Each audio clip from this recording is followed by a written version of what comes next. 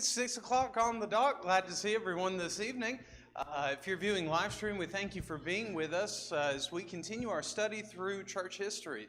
If you didn't get a worksheet for this evening, you're going to need it because a lot of the reading that we're going to do this evening is more historical based than it is just reading from Scripture. So we're going to do kind of an in-between this evening.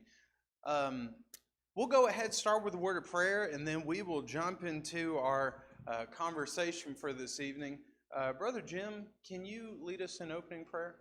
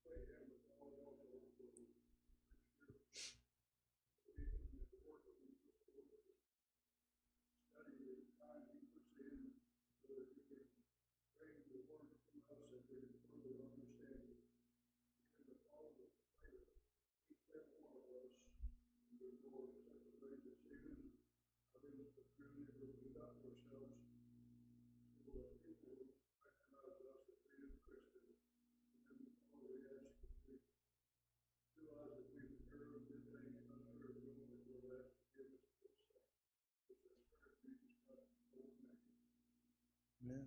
Thank you. Okay, if you've ever read the book of Revelation, if you've probably noticed a couple of weird things about the book. There's some images of dragons. There's images of a woman who's giving birth to a child. There's a seven-headed dragon. There's a leopard, a lion. There's all kinds of diseases and plagues that take place across the book. And really, there's no better fitting picture for the book of Revelation than what's on the screen right now. Normally, we think of Revelation in terms that God never intended the book to be taken. In fact, what the ultimate picture is supposed to be is the beautiful paradise on earth that's called the church, God's people, the elect, those who are saved. Now, these are individuals who have qualified themselves, of course, but the book of Revelation is a book that is very simple to understand. And if we don't understand the book of Revelation, then this next part in church history really isn't going to make that much sense to you. Because where we find ourselves this evening is after the Apostle John had finished penning the book of Revelation, what happens next? Well, that's what we want to focus on this evening, at least between 100 to close to 300 AD.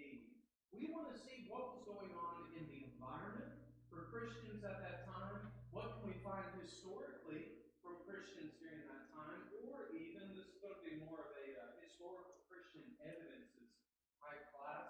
Do we have any government official paperwork that talks about these Christians who give honor to this one by the name of Christos or Christ in our English Bibles?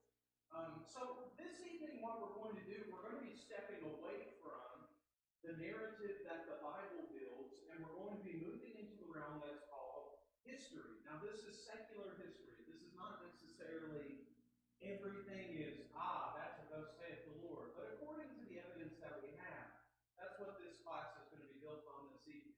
Now, just a couple of notes as we dive into this. Number one, the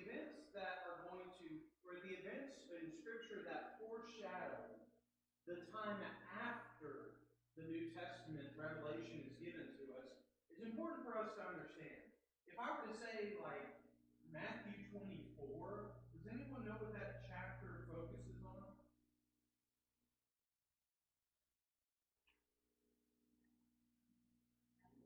No, you're close. Yeah, the destruction of Jerusalem. In fact, it's the AD 70 destruction of Jerusalem. And we can find that cross reference in Luke 21.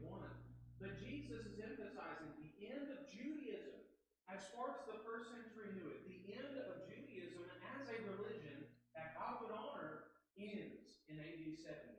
And God made sure of that, and there's some historical evidence to back that up. But also, secondly, I need to understand Revelation in its proper historical context. If I understand the problem that's going on, if I read chapter 1, verse 7 through 11, I find that the Apostle John is on the island that's called Patmos. And he's writing this letter to the brethren who are in the kingdom, who are in the tribulation, and who are waiting for the return of Jesus.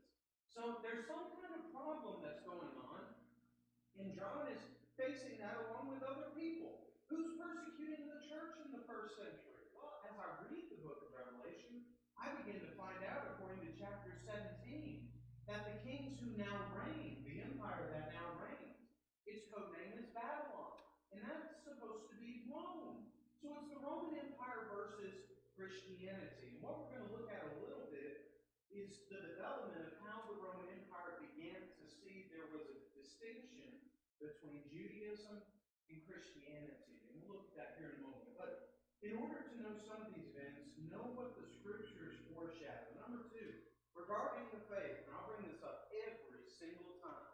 According to Daniel chapter 2 and verse 44, when the Son of Man comes and he establishes his kingdom from the one on high, how long will that kingdom last once it's established on earth?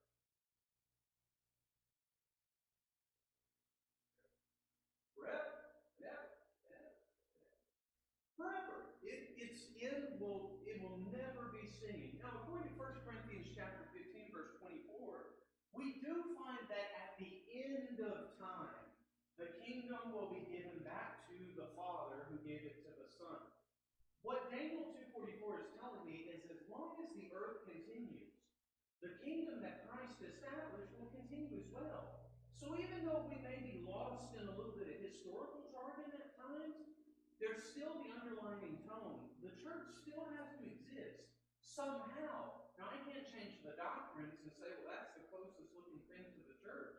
As far as I know, my grandpa Edward Tate is never going to be known in the history books, but he existed.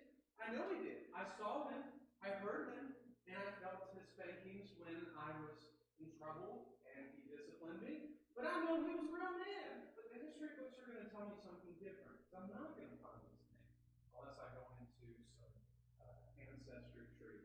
So, as we look across this study, always be mindful. The church exists in some form.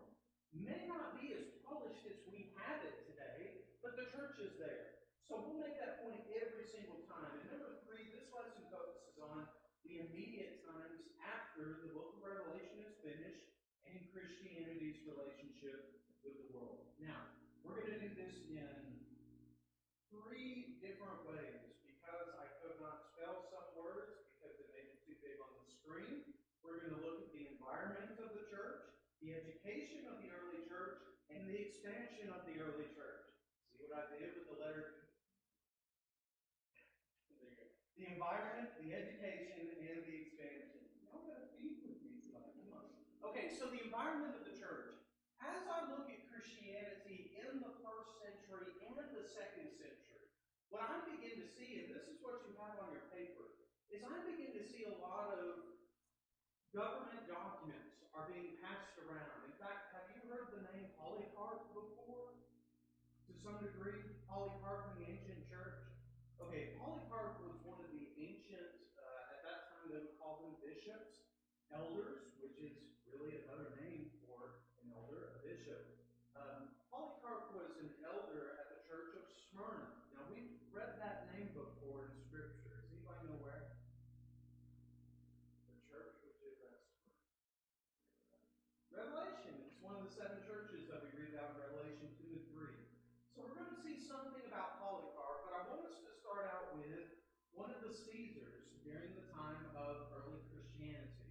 Now, the big Caesar, if we're looking at the time of Jesus, is the one who would have reigned during the time that Paul and Peter were in their ministries. You probably heard his name, Nero. Nero was not a nice guy. In fact, according to history books, he was a bad guy, and he had some very crazy ideas about society. He was very skeptical of everyone, and if he suspected you of doing something, you would basically be put to death. A lot of people in his kingdom were put to death because of his insecurities. But after Nero, there were a couple other Caesars that came to the throne. When we find AD 70 taking place, and we go after Vespasian, there is a Caesar by the name of Trajan. It will come up. Yeah, Trajan. So what happened was there was an investigation by a governor by the name of Pliny. And I wrote down at least the majority of the letter that's on your page right there. I want us to read this and pay attention to what Pliny is saying about how he's treating the Christians, how he's interrogating the Christians, and how some Christians are actually revoking their commitment to Jesus and committing over to Caesar. Now this plays again into the book of Revelation, because there's this idea in Revelation called emperor worship, which the Caesars wanted. If you did not worship Caesar and his image, and you did not worship the Roman gods, you were seen as a traitor to the state of Rome. And if we consider what Christianity teaches us about worshiping other people besides God himself, is that a sin? Yeah, there's only one God. He is the one of our worship. So it makes sense there's going to be some problems. But the Roman Empire overall was very, very acceptive of any religion goes, any doctrine goes. As long as you also submit to the state, then you're fine. Now today it's a little bit different. I mean, we are to adhere to the rules of the government, Romans chapter 13 and 1 Timothy chapter 2. But the concept is that the government was ordering worship that was contrary to what the Bible taught. And Christians couldn't do that. A lot of Christians did, and we're about to read that here in a second. So our first letter that we're going to read is one that comes from the governor of Pliny to the Caesar by the name of Trajan. And on the back of the first page, you'll find that Trajan wrote a small response to Pliny. So let's go ahead and read this and just be mindful of the situation at that time, what Pliny was doing to the Christians.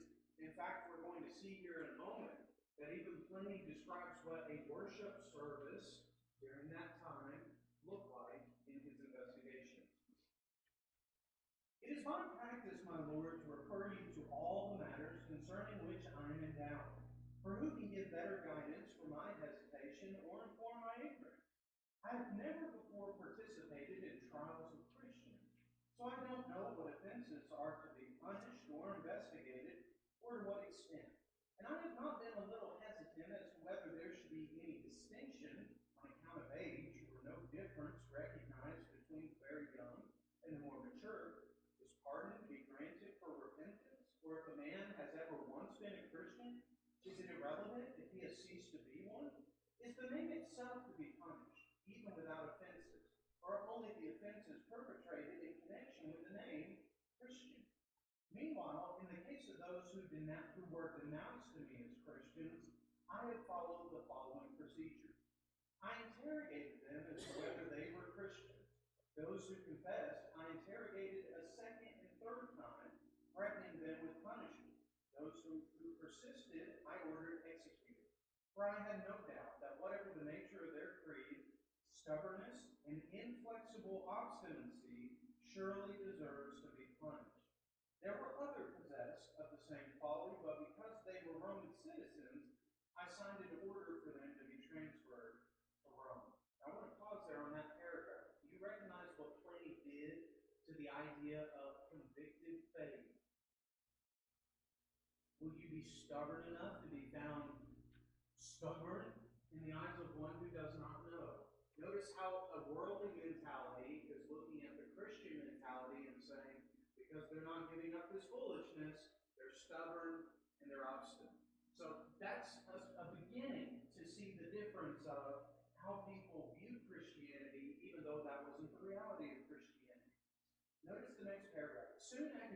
spread because of these proceedings, as usually happens, and several incidents occurred.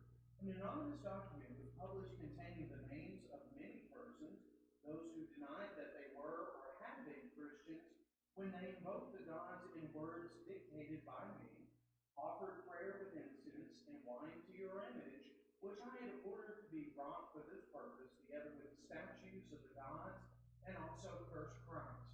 None of which those who are really Christians can do that, it is said, be forced to do. These I thought should be discharged.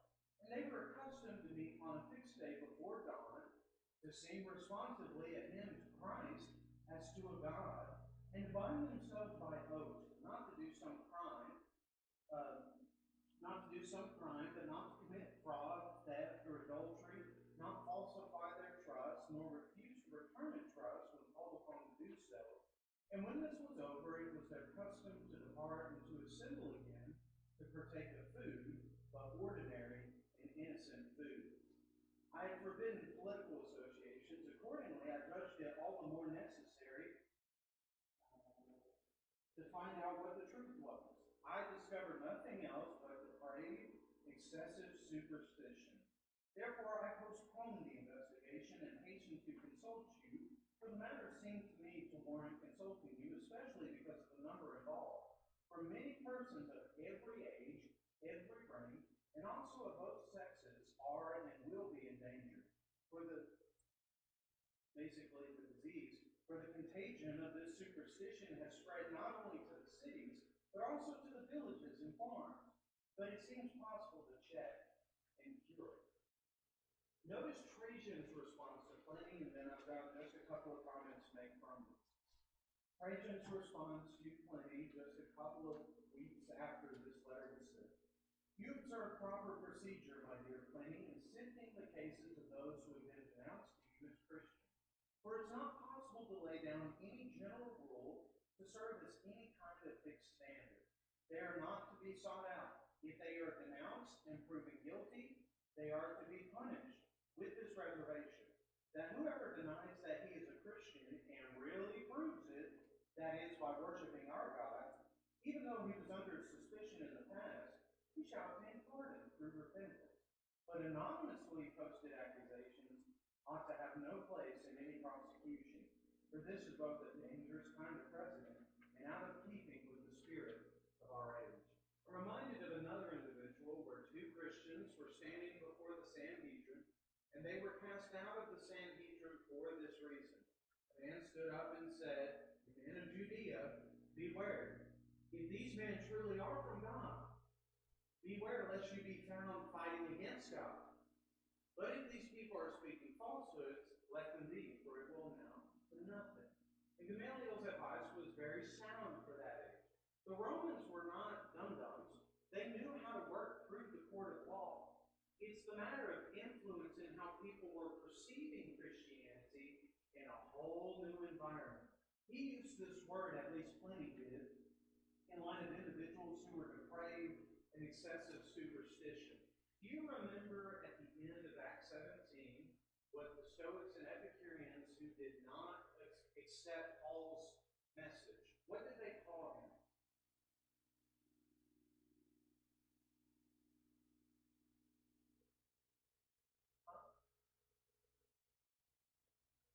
Babies do this a lot. I'm not calling babies this, but they do this. He's a babbler. He's just speaking of mystical things. When Paul spoke to them of the resurrection of Jesus, they said, "Paul, you are out of your mind. You're a madman." Well, the idea of a resurrection is very strange in the eyes of the foreign world. You have to consider the environment and the religion at that time. And Lord willing, when we get to this is many months down the road, when we do our study on the spiritual world on Wednesday nights here in a few weeks, one of the lessons towards the end, which will probably be after VBS, is going to be on paganism during the time of the Old Testament and New Testament. If you look at the pagan stories across culture, period, they are very sensual, they are very immoral, and they're ideas that only a man can conceive because they're very physical and materialistic.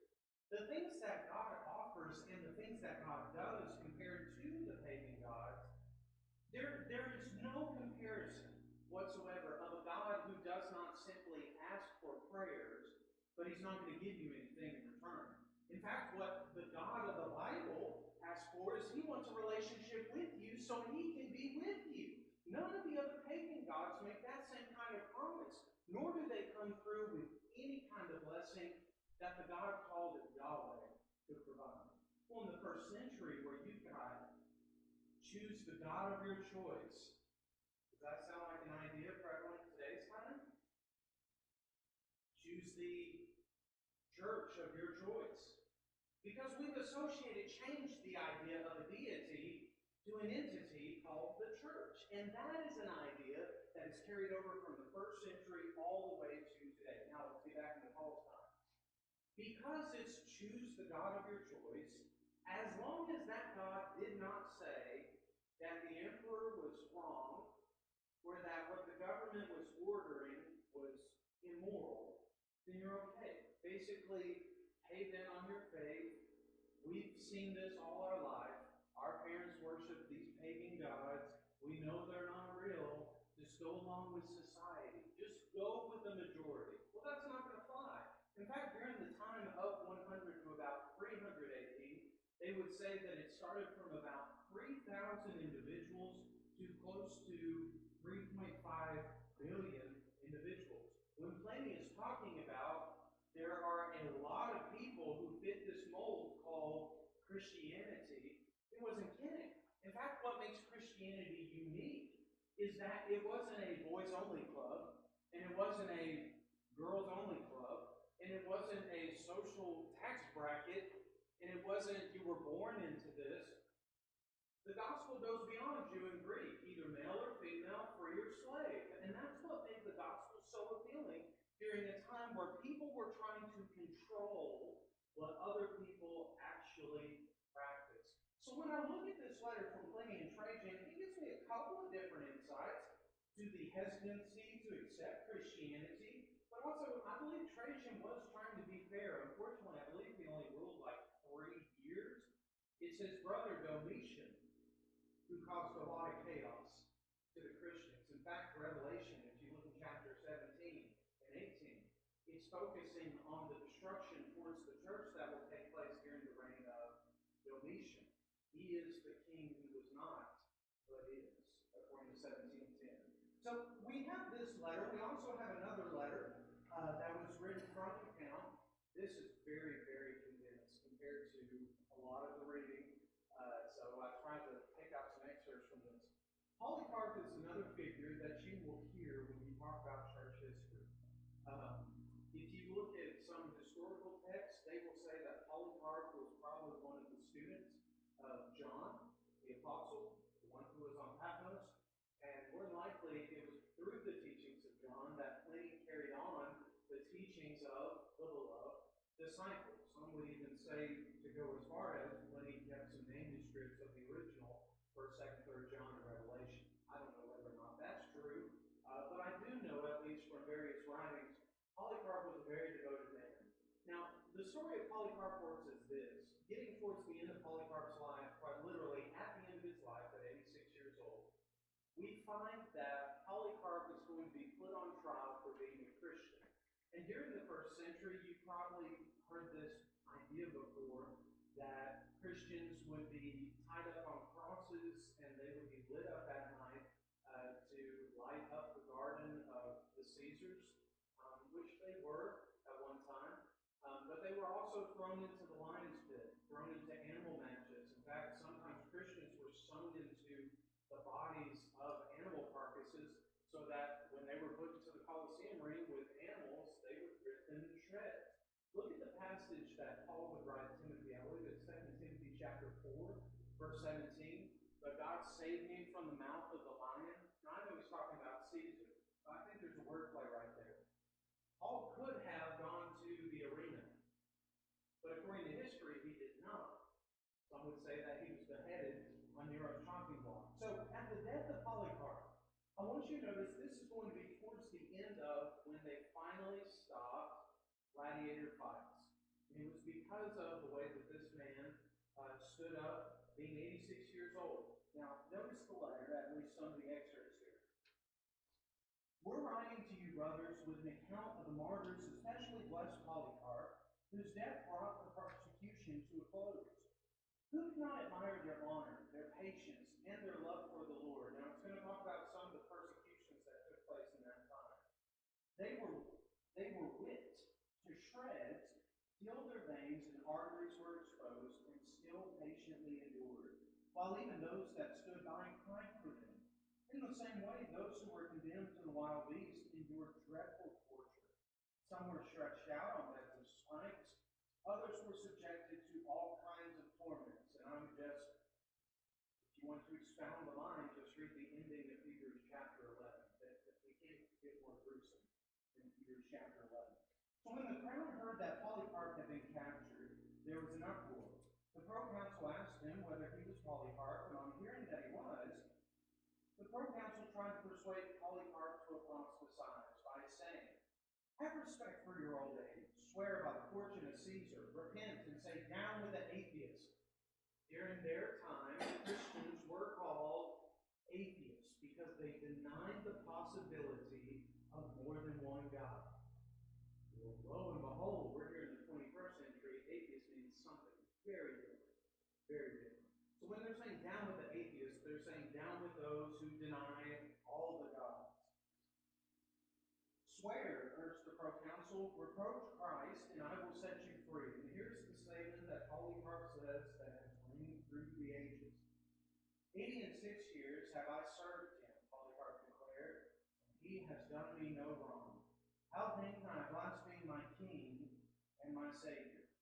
"I have wild animals here," the proconsul said, "and I will throw you to them if you do not repent." "Throw them," Polycarp replied. "It is unthinkable for me to repent from what is good to turn to what is evil. I will be glad, though, to be changed from evil to righteousness. And if you despise the animals, I will have you burned," said the proconsul, which Polycarp responded, "You threaten me with fire which burns for an hour and then is extinguished. But you know," this is very powerful, "you know nothing of the fire of the coming judgment and eternal punishment reserved for the ungodly." Now, he actually ends the statement with, "which when we both stand before the Almighty, I will be adjourned." I was like, oh, man, that is good. That is good. But this was a man who stood on his faith. And this is during the time, if you read passages like Hebrews chapter 12, 1 through 3, "You have not yet resisted unto blood for your faith." I don't think any of us have gone to that extent for standing up for our faith in Jesus. And that's one of the beautiful things, at least we see from the power of faith in the first century. God wasn't kidding when he used the image of a seven-headed monster who was being ridden by a harlot to demonstrate the atrocities that was going to happen to the Christians during the first and second century. I just can't fathom a better image. So when we see Polycarp and we see how Pliny describes the Christians, we find there was a problem. But also we find one more. And this is from an individual. This is not a book about apologizing. But if you understand the archaic term, an apologist, one who gives a defense for something. Tertullian is an individual who, during that time, I believe someone would say he wrote about 30 to 40 different books. And in those books, they were all defenses against, or defenses for, defenses against paganism, but defenses for Christianity. And what he did, he would analyze a certain belief system, and he would write down everything that it did or practiced that was contrary to what was morally sound and right. He was a Christian. And what he wrote about during his time, after the time of Polycarp, him being a lawyer, he decided to write about some of the things that he was facing, and not just him, but some of the other Christians during his time. This is 180 A.D. We are accused as of being monsters of wickedness, observing a sacred rite in which we will kill, it's not real, that's a typo, in which we kill a little child and then eat it. Pause. What do you call a baby goat? As a kid. Well, that was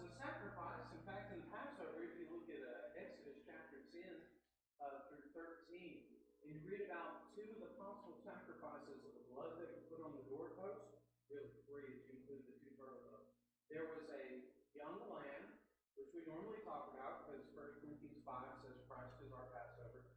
But there's also the idea of a young goat. Either one of those, a young goat or a young lamb, was an acceptable sacrifice for the Passover.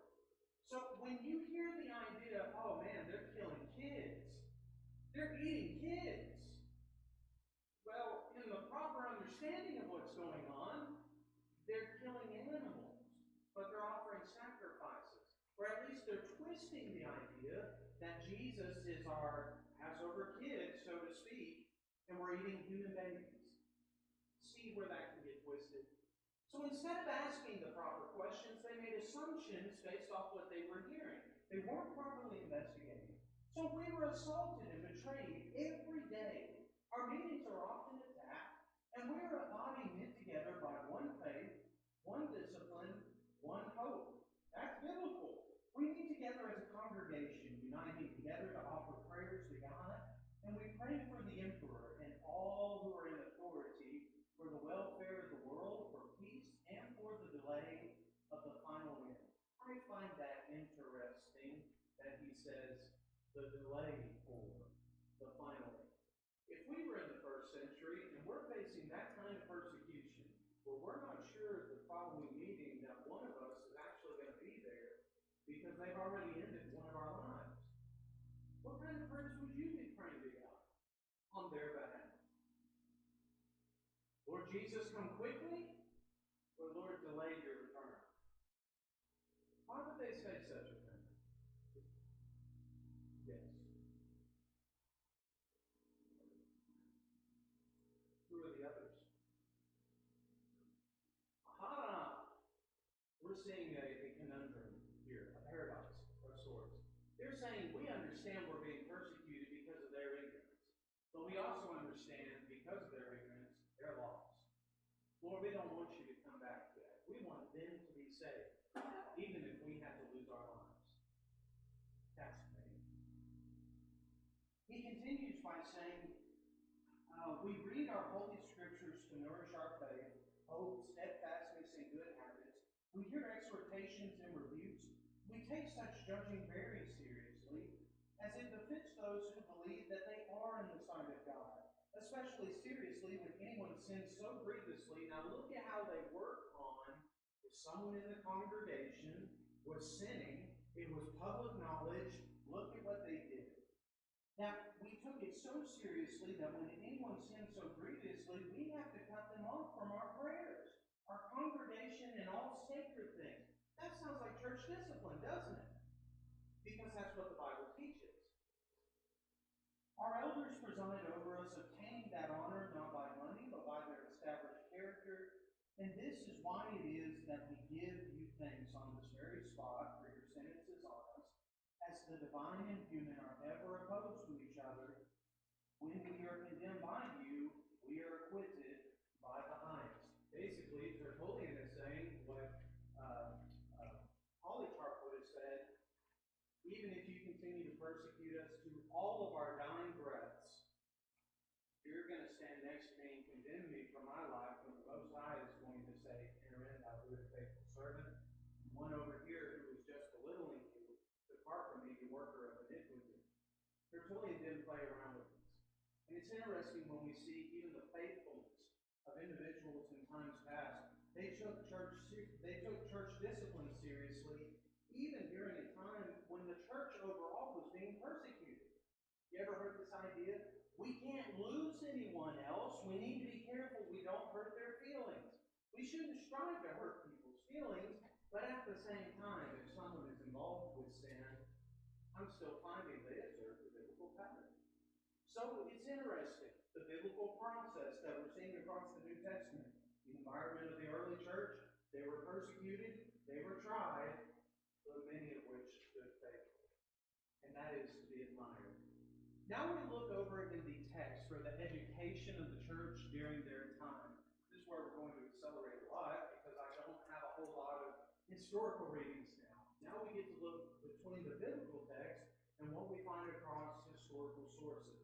Number one, when I look in passages like Colossians chapter 4, verse 16, and 1 Thessalonians chapter 5, and verse 27, I find that in the Colossian letter, they were also to give this letter to pass it on to the church at Laodicea. This is what we call in textual studies a circular letter. Have you ever wondered how congregations in the early church got the writings of, we have our own copy of the book of Romans, we have our own copy of the book of Colossians, but we're at Laodicea? It's because of this thing called circular letters. In fact, if it was a letter from an apostle, those letters were to be circulated among all the churches during that time. Is it possible that maybe some of those letters got lost over time? Yeah, I think so. Because I'm pretty sure there's more than just a handful of congregations that we read about in the Bible. There were probably a whole lot more that we don't know about, and there were letters written to them. We just don't have those copies. Secondly, they would also refer to their text as scriptures. Now, this is an interesting term because if we look at passages like John chapter 5, verse 39, Jesus would say, examine the scriptures. You say that in the scriptures they speak to you of eternal life. Well, the scriptures speak of me. That tells me all the Old Testament text. Something about the Old Testament points me towards the direction that Jesus is the fulfillment of all the prophecies that we're reading about in the Old Testament. Granted, according to Luke 24, prophecies that pertain to Him. Not every prophecy in the Old Testament is about Jesus, but in some way, Jesus is the fulfillment of mostly all Old Testament prophecy. Also, we look in passages like 2 Timothy 3, verse 15, as from a child you have learned the holy scriptures which have made you wise unto salvation. Now, Timothy as a child would be before he met Paul. And if it was before he met Paul, guess which testament he was reading? Old Testament. It wasn't until we find the church changing through the book of Acts. Now there are more things that are being added to the scriptures. And these parchments I've got on a side slash. At the end of 2 Timothy, Paul would say, come to me before winter. Zenas the lawyer has my cloak. Tell him to bring it to me. But bring the books, and especially the parchments. It could be the case as Timothy was about to make his way to Paul. Paul may have still been penning one of his epistles that we have in Scripture today. So when I look at how they worked through their text, they were circular letters. They were passed around from church to church. We also find historically there's a set of writings that's called the Didache. And really this is a fancy way of just saying teachings. This is a book that some would say at latest this would be 300 AD, at earliest this is 150 AD. Basically this would be the equivalent of if they wrote devotional books for everyday Christian living during the first century, what would those books look like? And one of these books that they found 8 different things that pertain to doctrines that they found necessary to understand. Now, I know you can see a majority of these that deal with baptism, the proper form of baptism, prayer and fasting. It also talks about the idea of Sunday worship, how we're to treat teachers and apostles, church leaders, wrongdoing and right doing. But I found this one interesting. If we talk about the end times, just give me a generic, not well-studied view of this is what it means when we say the end times. What are some words or pictures that you associate with that? Judgment Day.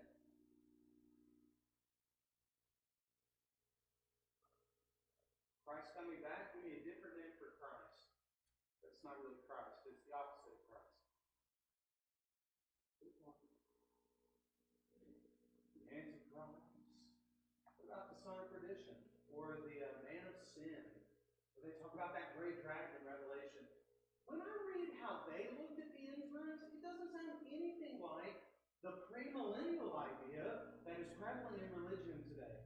Notice what they would say. I don't have this on your page, but you can look this up online and you'll find different institutes have copies of this. Here's what they would write in this particular copy. Regarding the end times, be careful how you live. Do not let your lamps be quenched, nor your loins ungirdled, but be ready, for you do not know when our Lord will come.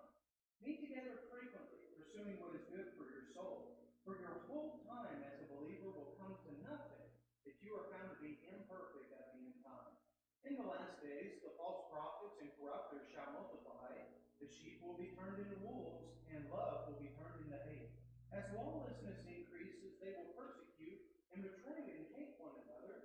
And then the deceiver of the world will appear as a son of God, performing signs and wonders, and the earth will be delivered into his hands.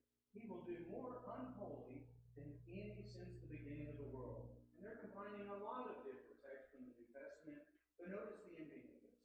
All of humanity shall come to the fire of testing, many shall fall and will perish, but all who endure in their faith shall be saved from the capital C curse. Then the signs of the truth will appear. First, a rift in heaven, then the sound of a trumpet, then thirdly, the resurrection of the dead. But not all will rise, because as it is said, the Lord shall come, and all his saints with him.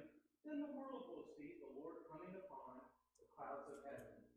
I don't read anything about this rapture idea that we hear all about in religion in the 21st century. Not even early church people understood that because that wasn't a biblical concept. They took all the writings from their scriptures at that time, they compiled them all into one paragraph, and they're spot on. So if I look at where confusion happened between the 1st century and the 21st century, I don't think it was there. But we'll talk about that another time. So as I look at their education, they were more than well trained and more than well enough edified in order to continue the work of the church. Now, this is going to lead us into where we're going to pick up next week with a historical figure by the name of Constantine. As we look through the scriptures, there's a couple of indications of disturbances between the Jews and Christians. If you recall the council at Jerusalem in Acts 15, where they had a discussion as to whether or not some parts of the law of Moses were to be binding, on top of what Christians were to practice, it was causing problems. And Paul and Peter and John were saying, you're binding more on Christians than what God ever intended. Tell the Jews that they're converting out of Judaism, this is what they need to abstain from. Tell the pagans, the Gentiles who are converting out of paganism, this is what they need to abstain from. Either way, Jew and Gentile, they're all going to follow the same thing.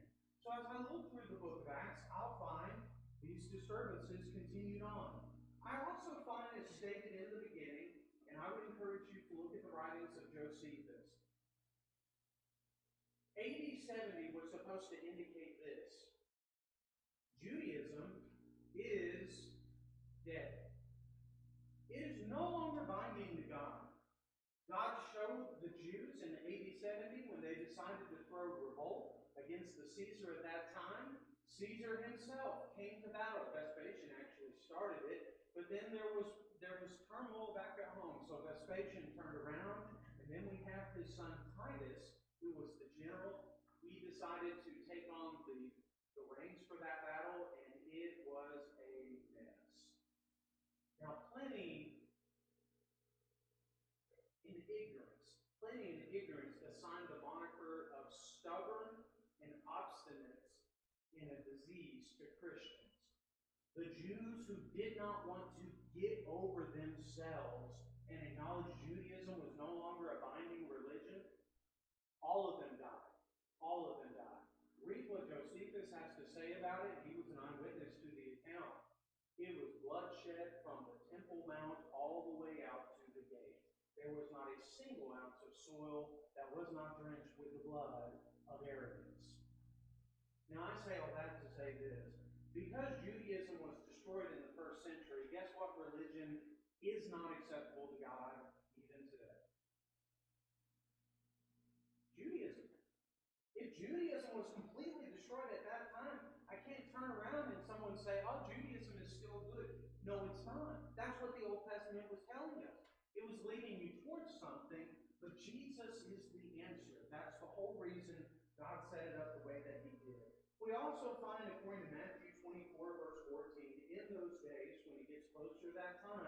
You will be sent out or dispersed. The word is diaspora that we read in Peter's letter. And we find also in Colossians chapter 1, verse 6, and verse 23, if someone asks you, well, what about that person who's on the remote island and he's never heard the gospel before?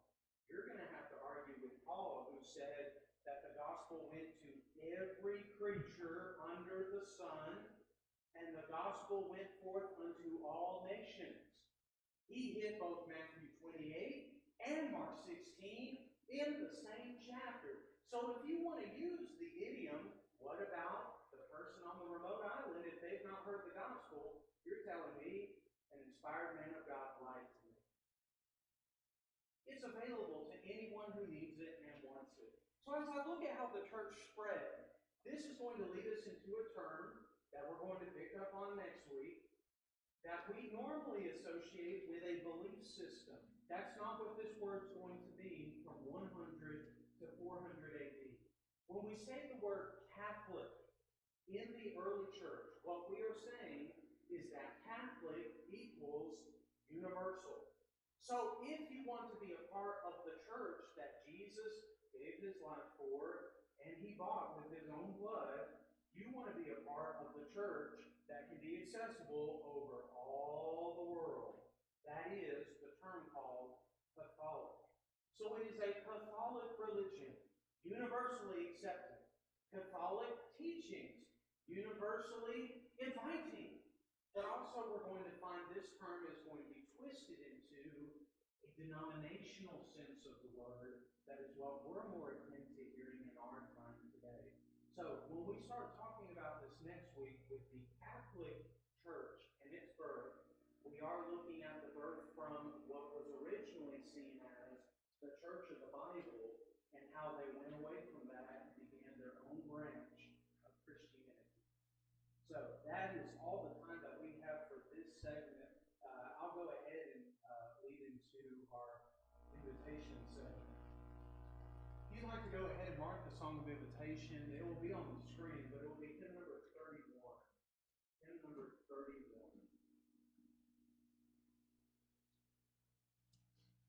The story is told of a 89-year-old man. He had been spending close to 20 years trying to solve a 5,000-piece puzzle. And if you've ever tried to solve a 5,000-piece puzzle, those pieces aren't big. They're very tiny. Well, it took this man a long time. He suffered a lot of health problems along the way. And he found that when he got to what he thought was the end, he was leaning at his work after 20 years of hard labor from this puzzle and looking at the box, at the puzzle, at the box, at the puzzle. And he looked, and in the far bottom left corner, there was one piece missing. He looked all over the box, couldn't find it. He tried to see if there was any kind of trail for it, couldn't find it. He thought that maybe one of his two dogs ate it, and he just left it at that. As the man was displaying the puzzle to all of his friends,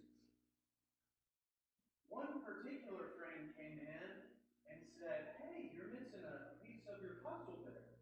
He's like, "Well, yes, I am. It's driving me up the wall. I tried to call the puzzle manufacturer. They're not even in existence anymore. I tried to call someone who makes puzzle pieces, and they said they simply cannot do that. You would violate copyright law." Well, the friend was like, let me make a wager with you. If I can find the piece that is missing from this puzzle, will you give me $100? Oh, yeah. If you can find the piece that is missing from this box that I've had in my house for 20 years. And the friend went home. The next day, he came back.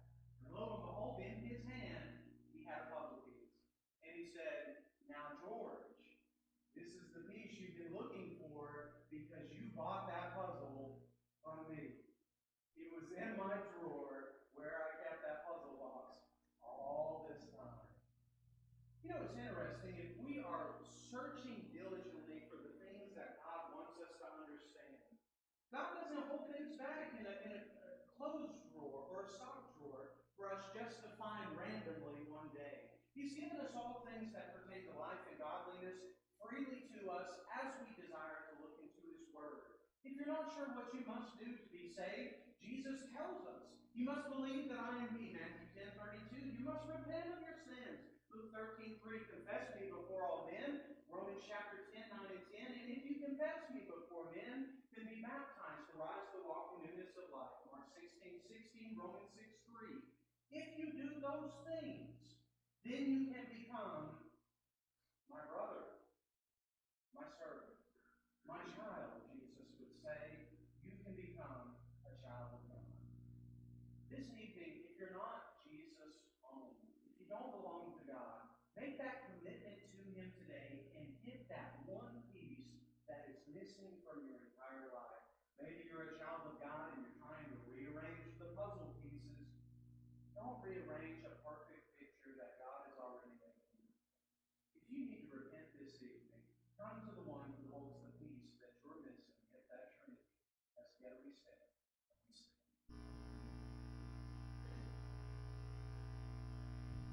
Almost persuaded now to believe, almost persuaded Christ to receive.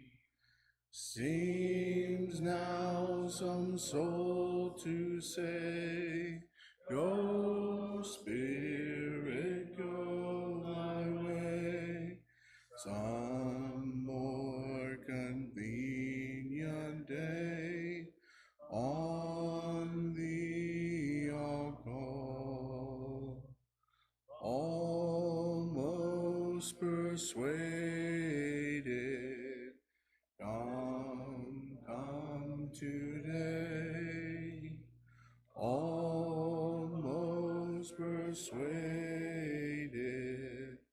turn not away. Jesus invites you here.